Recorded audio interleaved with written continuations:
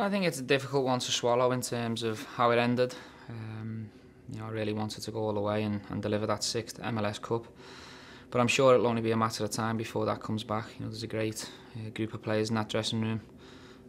The club's full of good people, so I'm very confident that it won't be too long before the 6th one comes along. Unfortunately, we couldn't deliver that this year. We came close, we've done a bit better than last year. But it was a sad way to end it on a penalty shootout over in Colorado because I believe we were the better team. Were you disappointed in the way that the season ended? I think my experience over the years is if you don't win a trophy, you'll always have certain regrets and frustration and disappointment. But I think it was a very valiant effort. I think it was a good effort. There was a lot of positives to take from individuals and the team at certain stages in the season.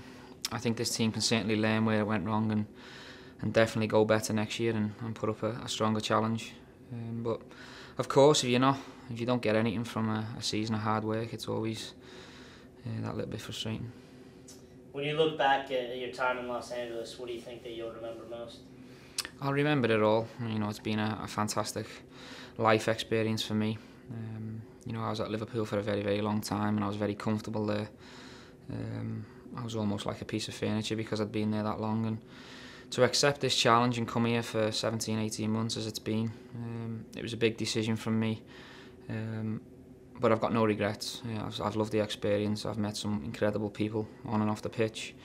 I absolutely idolise my teammates who I've shared the journey with over the 17, 18 months.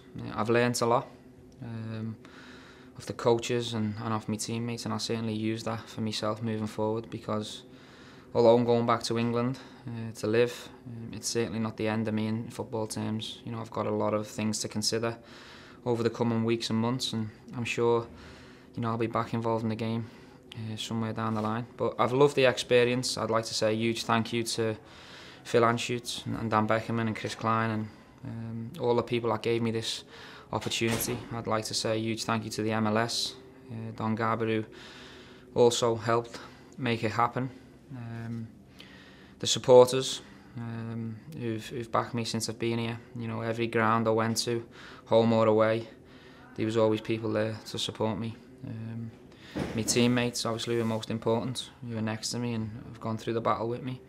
And all the staff around the place who have helped me on a daily basis to settle here, to enjoy coming into work, and who've basically shared this journey with me. I can't thank people enough, and this place will stay inside my heart forever, because I've absolutely loved the experience. It's just a shame that I haven't got a trophy or a cup to remember it by, but it certainly weren't for a lack of trying. I really wanted it, and it's a bit disappointing that I never got it.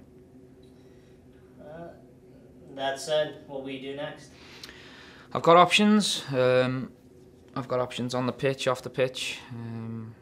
Everyone's aware that I've got a contract with BT Sport as well to analyse the Premier League and the Champions League games, which I'll honour once I'm back.